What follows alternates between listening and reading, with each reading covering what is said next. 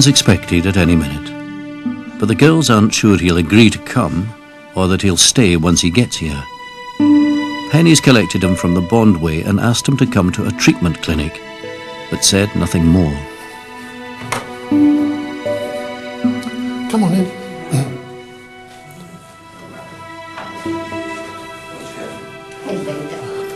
Brian, if you'd like to sit here, please.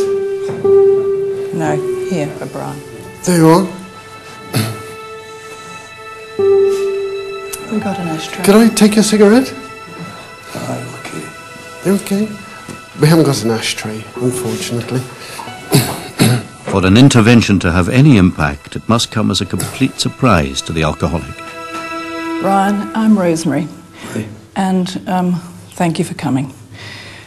You're probably wondering what this group are doing here. I'm sure you are. And the reason they've come here today is because they have something they want to say to you, and it's very important, and they've taken a lot of courage to come. They've come with love and concern, and today they need to tell you some of the things they haven't felt able to say before. Now, all I want you to do is to sit and listen. So I'm going to ask Jade to start. I was just remembering a time when we went on a tour of the British Isles, and I was on we went on a tour of the British Isles, and we were in Edinburgh, and I was 12. And during the daytime, we went shopping, and you bought me a tartan bra that I'd wanted for ages, and we went and we bought lots of pens and things for school that Mummy would never have spent that amount of money on. And then I went down to dinner on by myself on my own, and when I came back to the room, you weren't there. And that night, you came back very drunk, and the next day, I was scared that you would wake up and still be drunk and tell me to go away.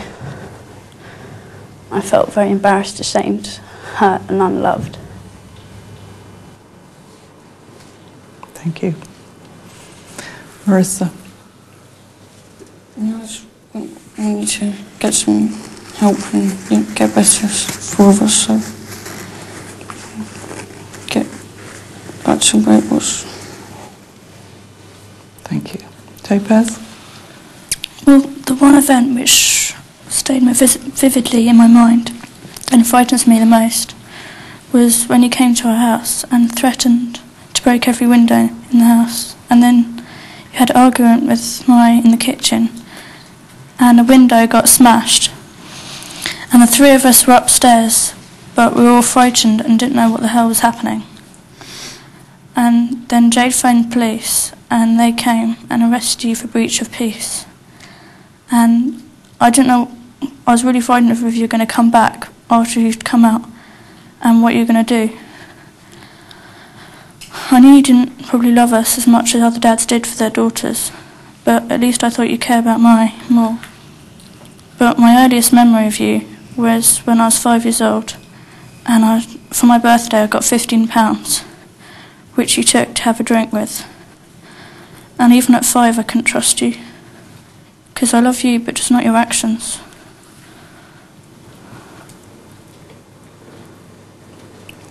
Thank you.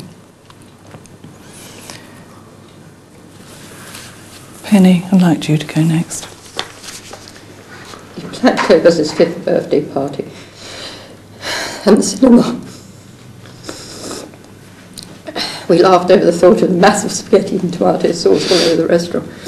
And the day came, the car wouldn't start, you went for a drink and I had to find another car, take all these children, play happy mummy, and drop them off in the late afternoon all over Wimbledon, and then come home in the dark with Topaz's question of, does Papa really love me?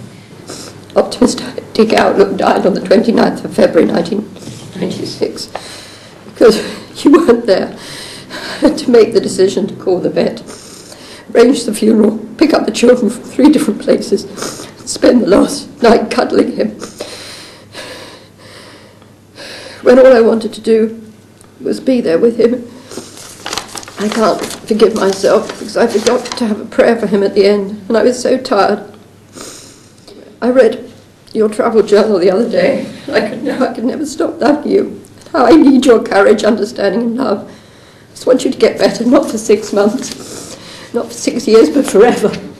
Because if you don't get better, I swear to God I mean this, if you don't get better, then I won't see you again. You've got to get help. You have a decision now between going to this place, going to PROMIS, or going to Bonway, or the street, wherever you care. We want you, we love you, but we cannot destroy ourselves anymore. And I won't let them be destroyed. Now please, what do you want to do?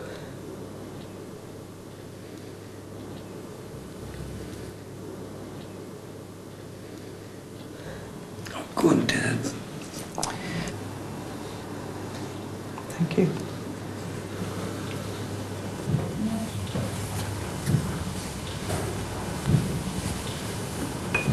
Come here.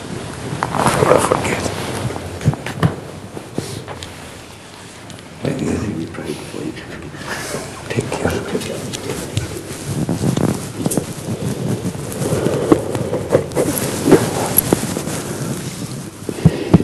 Come on, Sarah. You okay?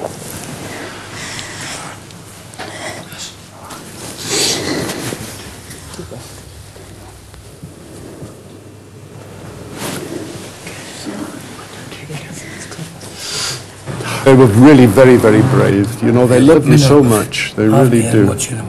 I mean, they never said nothing to me over the years. Yeah. You see, they get frightened to talk to us because they're frightened of our reactions. We've got lots of things they'd love to say to us, but they just think that we might snap at them or shout at them or Crack up. yeah, yeah. So they were really terribly brave to come and do this. Sure, I didn't think.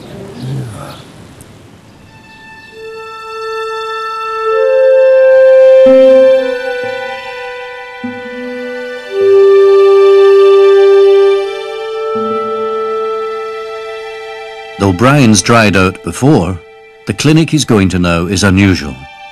It treats addictive behaviour of all kinds, with intensive group therapy and counselling sessions. It also believes in working with the families of the addict, as well as the addict himself. So Penny and the girls will attend weekly counselling sessions in London, while Brian's in residential treatment in Kent.